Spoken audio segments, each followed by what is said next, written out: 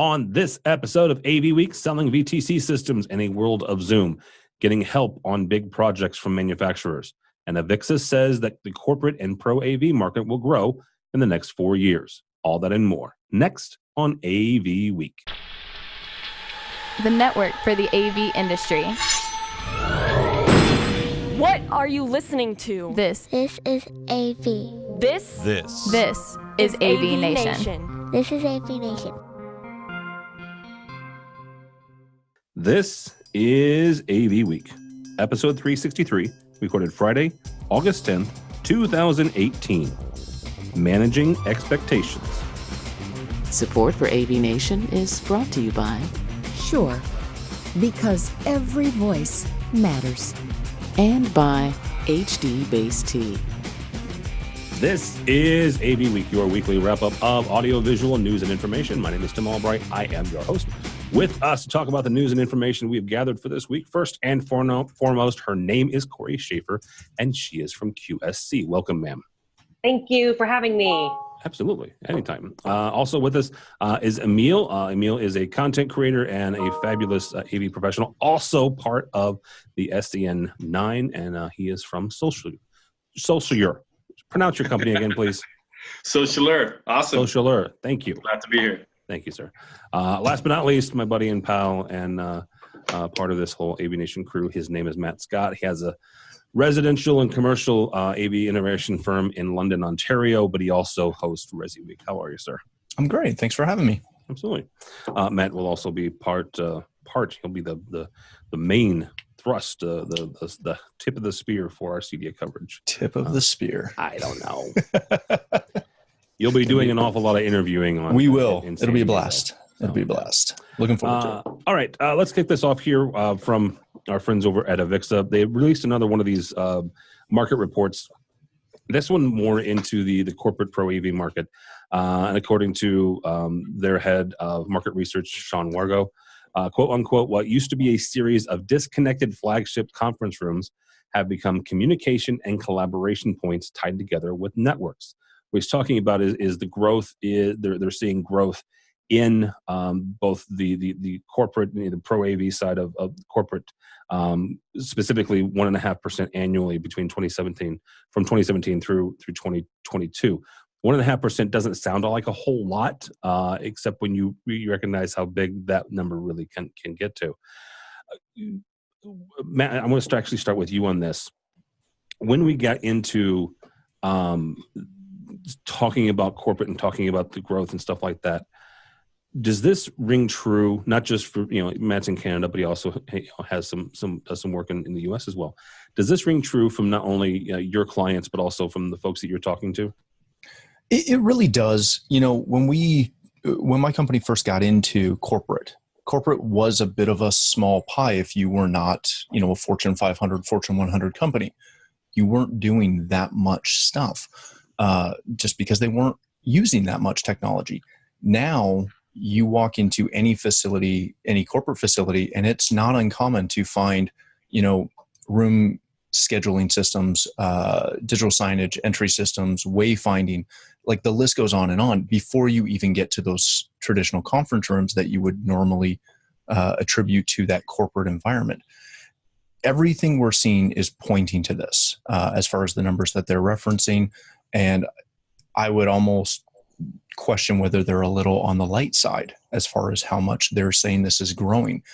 We're seeing it more and more every day, and we're seeing the trickle-down effect, which is, I really think, where some of this increase is really coming from. Is it's not just, again, those Fortune 100 companies that are heavily investing in this. It's even mom-and-pop operations that have 30 employees or 20 employees. Everyone is investing in technology in the corporate environment. It's huge. Well, and Corey, I want to bring you on this from the QSC side as well. They talk about the increase in using the networks and connecting all these together. QSC obviously is a big fan of that, and you guys have done a lot of growth over the last 3 to 4 years in pushing folks into the network. Is this something where manufacturers are kind of making sure that their dealers are ready for this and have the right, not just vocabulary, but honestly the full understanding when they go into those meetings, so they can honestly talk intelligently and have conversations with the IT managers who they're going to be interfacing with. Yeah, I mean, we're trying to make sure that a big part of what we're doing at QSD is educating the channel, because we're incredibly channel friendly. And I loved getting this report because I feel like Joe Pham, our CEO, is quite the visionary. And, we really shifted into the corporate sector only 3 years ago, because we introduced a box for the meeting room space in 2015 at Infocom. So we haven't been at, really at this level until just the last couple of years. And what I thought was compelling about this as well is, so it's not, yes, everything going on the network, also the need to have spaces that are for all kinds of employees, right? Because we have mobile employees, we have employees that come on site and need to collaborate, etc. So the trend is, I think, more collaboration. So to Matt's point, the digital signage, the scheduling, and all of that, and these small teams that have to support it, and these integrators that have to get things on the network. And honestly, this sector, I would agree with Matt that I feel like the size of the market growth, it was surprisingly low to what we're seeing at QSC. And it might, again, just be because we're new to the space. And so it's, so we're seeing it be great opportunity when we really weren't in it 5 years ago at the level we are today.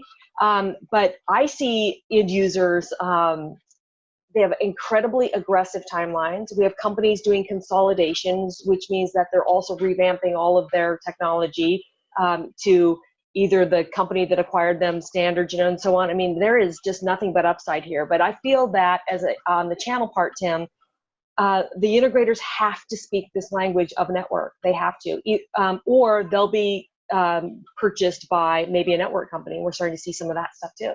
Absolutely, we are. Absolutely, we are. I want to bring you in on this on a little slightly different angle. In the executive summary, it says, "quote unquote," both end users and providers of AV solutions tend to agree that the two biggest challenges in past engagements, which I like, are adherence to budget and keeping to timelines consistent with expectations. So timelines and budgets. In other words, we're looking at a discrepancy in project management and I guess accurate forecasting. Emil is one of the more popular, very busy digital artists in and around Vegas. He has to deal with timelines and budgets, so that's why I want to get your 2 cents on this. Mm-hmm. What can we do as an industry to get better at both project management and honestly more accurately budgeting? So I think a lot of times clients, they will write stuff, they will make a project plan, get everything on paper. And obviously, when you're creating immense systems like this, there's always like unforeseen things that you deal with while you're deploying. And the main thing that we do to make sure that we stay in budget, stay in the timeline, is we kind of base our previous experience from previous deployments and say, hey, this looks great on paper, but maybe give yourself some time for this specific aspect. And it could be anything. Like there's so much, especially when you're working with IT now as well. There could be so many different small things that end up taking a big chunk of the time. And so the main thing that we try to do is make people aware of that, make people aware so that even if it does happen, then it's not a surprise, and then we can solve this as a team together. And then you work with the integrators, IT, and basically have a plan B ready as well. So you're trying to set expectations up front so that they understand perhaps that the timeline's unrealistic. And Yeah. I mean, we're always like, especially when here in Vegas, for example, the deployments, they have a specific deadline because it's like the delivery of the whole building. And I think this was also like some of Infocom mentioned in multiple talks, is that a lot of times the integrators and AV is brought on at a pretty late stadium when it comes to doing all this. So no, I don't believe you. AV was called late to the game? But I mean, I still think that's like something that's doable as long as people are aware. I mean, you must understand that it's not like your general building manager might not always be aware of the different options that are possible in AV. And I think it's our job to make them aware of the different options and different things, and also the different things that can happen. And I always say, like, well, let's at least try it and go for it, and have a plan B and a plan C so that you can quickly switch to those when needed. Mm-hmm. Next story here comes to us from our friends over at AV Magazine. Hawaii, Huawei, Huawei. I don't know why I'm having a hard time pronouncing things this morning. They connected with, they got Harman, used Harman products to connect over 880,000 employees. From the article, quote unquote, to facilitate more efficient communication across its network of more than 180,000 employees. They hired IT specialist IntelliSmart Technology to install a complete Harman professional solution, AV solution, capable of streaming high definition audio and video seamlessly throughout the facility. What obviously they're talking about there is Harman's AMX SVSI system. Actually, Emil, I want to come back to you on this on the first question here. This is not a small project, right? And you're talking about, a very large facility, a very large deployment. Something like this, though, go back to the last talk, project management and making sure that everybody understands what needs to happen. Going into this, how do you get a handle on a deployment like this, and how do you, like you said, manage the customer's expectations? So in this case, I think it's a very, very, very impressive project, especially when you talk about the numbers of employees that are using it. So there's a whole strategy that you have to do beforehand, and you basically make almost like a war plan where you set up all the different points and also set up all the different possible pain points. And so that goes even beyond the plan B and C. That's like a whole timeline workflow, and you definitely need some amazing project managers to make sure that all the different teams work together. And I think that's the pre-work is almost more important than the actual deployment. All right, Corey, from the manufacturer standpoint, most manufacturers, and I don't know this for a fact, but you can correct me on this, QSC probably has some sort of process where, I'm AVNation, AV service, and I say, hey, Corey, I have a job. It's 180. I got to do this large job. How do you guys support the dealers in something like this? Because, regardless of somebody's past, there are some jobs that people come across that are like, oh my gosh, this is a big fish for us. This is a leap for us. How do you guys help dealers kind of reel in these big fishes and take hold of these big projects? We all need to approach it as partners, right? So they have to pull us in as soon as they get alerted to it, because to Emil's point, it's so much project management. So we need to be able, as a manufacturer, to look at, first of all, the overall scope of the job, the timeline of it, and then put in for demand planning, right? So exactly what products are they going to need, when are they going to need them, et cetera. And that's the biggest challenge we manufacturers have. And I was talking to an integrator this morning who said that, many projects they're seeing have aggressive timelines, and they're seeing more manufacturers than ever not have product available, right? So as we're, it's just this juggling act. So when we can approach it with this partner approach, so this huge project didn't just happen, in 90 days and say, hey, we're looking at it. So as soon as the integrator can make the manufacturers aware of it, and for everyone to approach it with this partnership in mind, it ensures that timelines can be met. We can all review the diagrams and make sure it's the best and most efficient design. And two things on this one that really jumped out at me was the fact that it was really an IT company doing the integration, right? Yeah. So not your traditional AV team. And then secondly, the fact that they really use the power of the Harman brand. So when you read the article, it's every solution that they have. So when it's one source, right? So it's Harman, and then it's for the microphones, the speakers, the video, the control, all of that. It really helps them have much more control of the project, which, many of us manufacturers are trying to be that one-stop shop. And this was a beautiful example of the value and power of that. No, manufacturers are starting to make other products to make sure that we all go to one place. Never happens. Ever. It's the first time I've ever seen that. Sarcasm, kids. Actually, there's one of my very good friend of mine who works for a manufacturer. And we were talking one day and I mentioned some product and he's like, we make that. I said, yeah, you make everything. What do you want? What you can't talk to, I can't talk to this person over here because you make everything. So, yeah. Mr. Matt Scott, from a dealer standpoint, Corey makes a good point about bringing the manufacturer in early. Mm-hmm. But then how do you make the best use of that without nothing against manufacturers? They do want as much as they can get because they're making money. You're trying to make money, but there may be solutions that yes, they may make it, but it may not make sense. So how do you balance that? That always comes down to, really, to Emil's point, the pre-planning side of it. Okay. When you have your initial meetings with your clients and you're looking at projects of this scale or, even smaller projects, you always have to look at the combination of, the solution you're trying to provide, the budget you're trying to solve, and the least amount of headaches involved.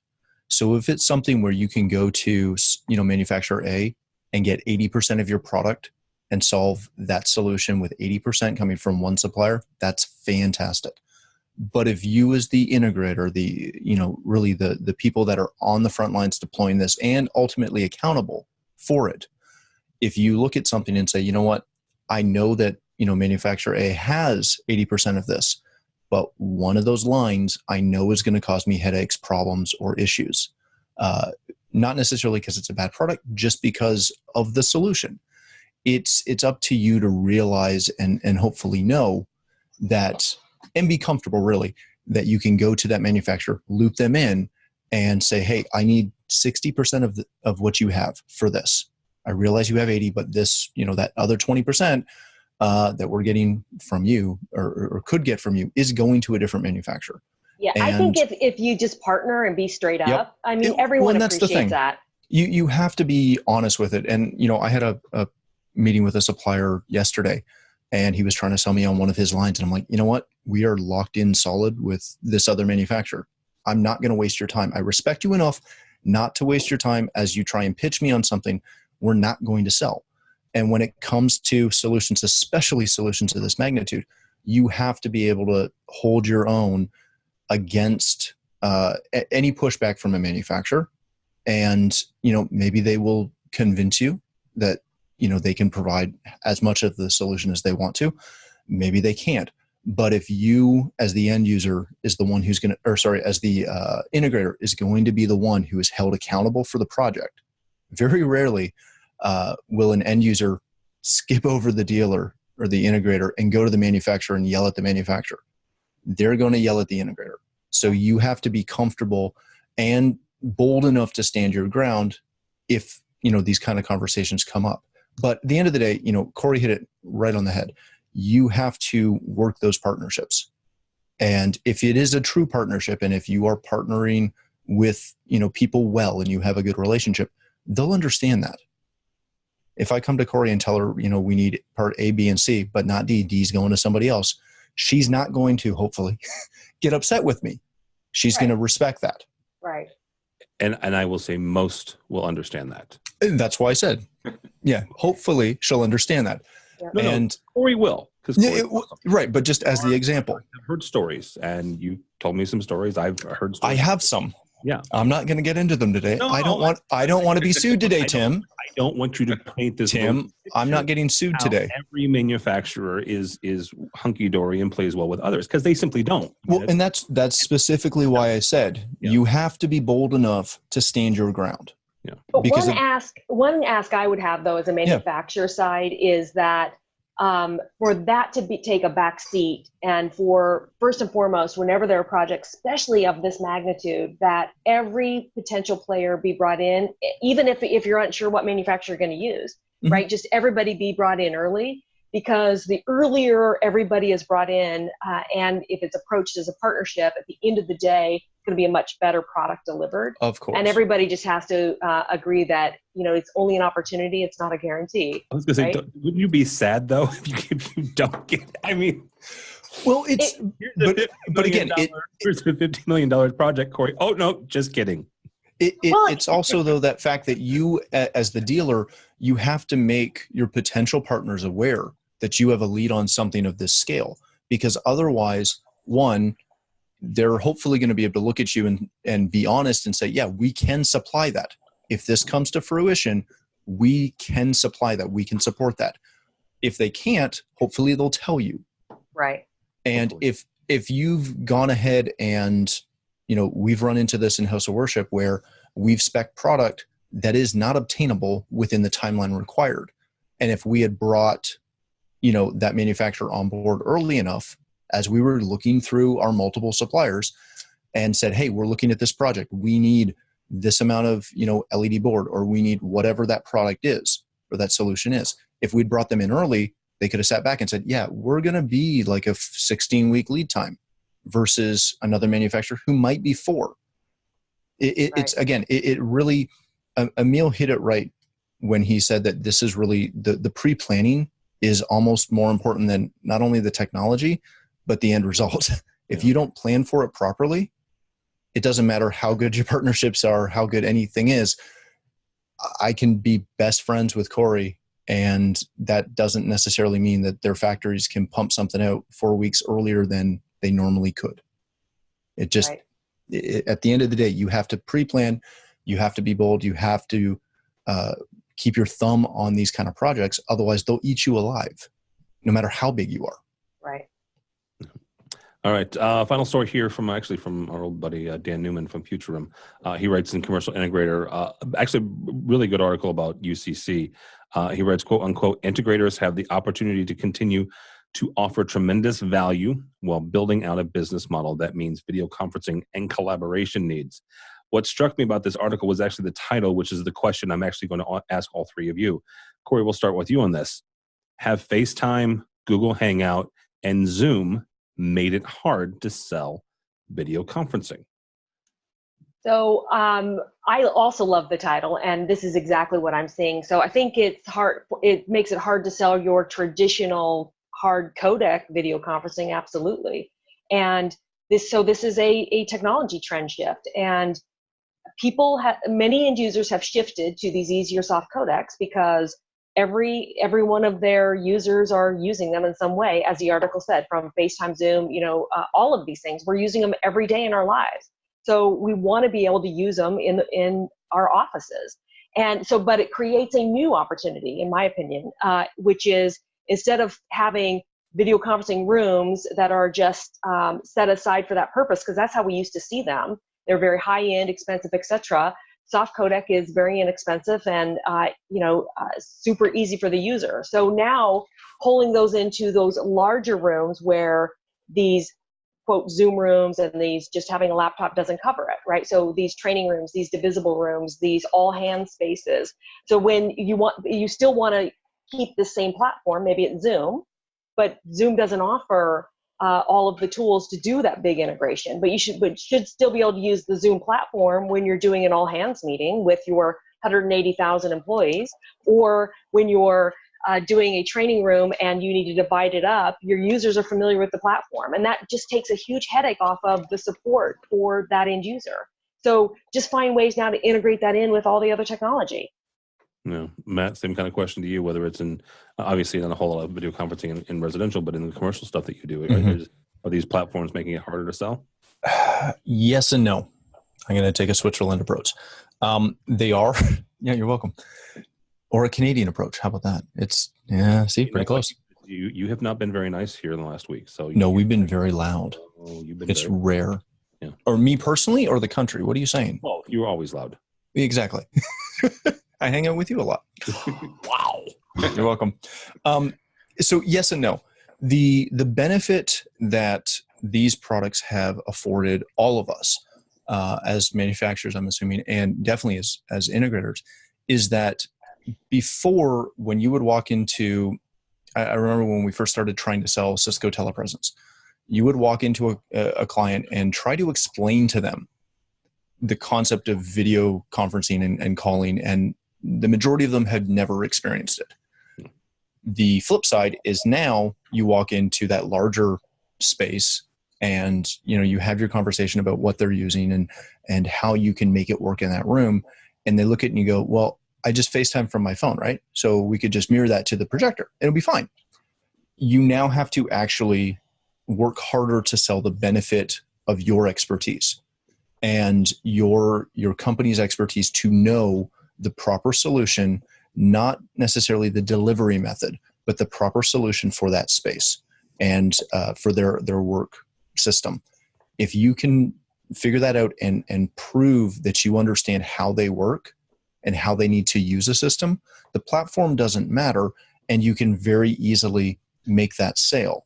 The problem becomes is too often we either get hung up on, whether it's Google or Zoom or whatever, and we don't move our end users past, or we don't explain to them the drawbacks of trying to use, a single conference mic in a space that seats 20 people.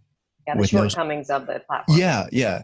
And the platforms are fantastic. Some of their auxiliary hardware doesn't fit all the spaces. And that's the biggest issue, is they look at it and go, well, I've got a $1,500 room over here that's my great huddle room. I'm sure I can use that in my executive boardroom that seats 32. It's properly positioning yourself again as the expert, but being able to articulate that information to your end user in a way that they understand. I see that trend also where where they're sold on the platform or the particular room type for $1,500, but the end user is then trying to take that and put it as a one size fits all. And so it's just education. And I think the platform wouldn't want you to sell this solution in a room that it's not equipped for either, because it then makes the platform seem like it's not a good fit. No, not at all. And, I was watching Twitter the other day when this article first came out, and there was a lot of buzz about it from some of our friends in the industry. And, at the end of the day, Zoom, just to use that because we're using it right now as the example, they definitely do not want you to use, again, a small huddle space in an all hands space, because then it gives the impression that their equipment sucks. Right. And they want the best experience. They were at Infocom this year as an exhibitor, and prior to it, they actually hosted an event for integration partners. Yeah. So, I think they really see the value of the integrator. And then at Zoomtopia, they've got one, they do this event called Zoomtopia, and they're spending a day talking about integration into other room types. Yeah. And I think sometimes one of the things that you have to do as an integrator when you have that project, sorry to cut you off, Tim, is to go in and if someone, some local IT manager or whoever in that space is making a decision to say, hey, we're going to take this huddle space and put it into a large environment, let them do it. Let them do it for a month. Let them do it for 6 months, and then schedule a meeting, come back and talk to them about their experience. Maybe they're happy with it. And if they are, then great. No complaints. But 9 times out of 10, they're going to have some pain points. They're going to have some issues that you can then address. And then it's not so much of, oh, no, you can't do that. It's more of so it didn't work. Let's look at some options to make this work better. Yeah. I mean, I want to bring on this because what we're doing is we're moving from hardware to software, right? Yeah, exactly. How do you migrate both as a company and as a team as your clients are moving that way? Well, I think the main thing is that it's moving more towards experiences as well. So I think when we're talking about all these different video conferencing integrations, you also have the ability to brand, to do different white label, gray label options. But again, same what Matt and Corey also mentioned, has a lot to do with the different integrations. Nowadays, you can use the different platforms and link them together. You can use different integrations and make them all work together. And I think that's like a very good point. Like with these video conferencing systems, you can you can basically tie them all together, and even things that might not work in a large scale. you can set them up in a way where the integration does work in a large scale. And I think that's a big switch. And I think it has everything to do with moving forward with the technology. Yeah, absolutely. Yeah, so they're spending money on other things too. So maybe it's not just on the traditional codec, and now they're able to spend money on other things. Well, You had that example of using FaceTime and then putting it on a projector, and immediately another thing is that it's not seamless. Everything you want to create this seamless experience. So when you do a big video conference with maybe with your customers or with a large group, you want it to be a pleasant experience, and I think that's. It's very it's hard to describe that in technology terms, but I think there's a very, very big impact on how you are going to make your huddle room or make your conference room. And I think now that you have these solutions, it becomes easier to think more about that. But I think that's I think you hit on something there, Emil. You don't explain it in technology terms. Yeah. Right. I think that's the migration that we as an industry have to get to, is that we stop explaining it in technology terms. We stop explaining it with this box and that box, and go back to what AVIXA has asked us to do for the last 3 to 4 years, and continue to talk about the experience, continue to talk about the customer, continue to talk about how they interact with this and how they feel, honestly, at the end of the experience with our technology. So. All right, guys, that's going to do it for us. Thank you all so much. Mr. Matt D. Scott, thank you, sir. Thank you. Sorry for talking over you. Oh, wait. How do people find you? Sorry, not sorry. You can find me at Matt D. Scott on Twitter and every other social platform. You can find me at CD. You can find me at AVNation, or you can find me at OmegaAudioVideo.com. All right, very good. Ms. Corey Schaefer, thank you, ma'am, as always. Hey, thanks for having me. You can find me at Corey Schaefer on Twitter, Corey Schaefer LinkedIn, Corey.Schaefer at QSC. You just find me. Find her. She's pretty awesome. Also, she'll probably be at the. Are you going to the Women of AVIXA event in Southern California? I'm not, because I'm actually going on a safari. Never mind. Nice, that is a perfectly acceptable excuse. But there is a Women in AVIXA event coming up in Southern California. Yeah, the 23rd of August at Mad Systems. It's going to be an awesome event. Well, and I just found out that they're doing one in Chicago, and I'm kind of excited about that because I'm going to jump on the train and head north. Awesome. All right, Emil, thank you, sir, as always. Thank you. And how do people get a hold of you? You can find me on Twitter at Socialer or at Escapation. And as far as Socialer, you can find it Facebook at Socialer, Instagram at Socialer, and so on. Or you can try to Google my name. I'll point out that I've just referred to him as Emil. Go ahead and pronounce your last name, sir. Emil van de Koevering. Thank you very much. All right. My name is Tim Albright. Don't follow me, because at this point, the Bears are already out of the playoffs. But go by the website, if you would, please, AVNation.tv. AVNation.tv. You will find this program and a host of others. Also, while you're there, please check out our underwriter section. These are the folks who help us financially, to support us and let us do AVWeek and ResiWeek, Matt's show, and all the other stuff. And in about 3 weeks' time, they'll help us go to San Diego and bring you all that is new and exciting in the world of residential AV at CD Expo. So check that out, all that and more at AVNation.tv, AVNation.tv. Thanks so much for listening. Thank you so much for watching. That's all the time we have for AV Week.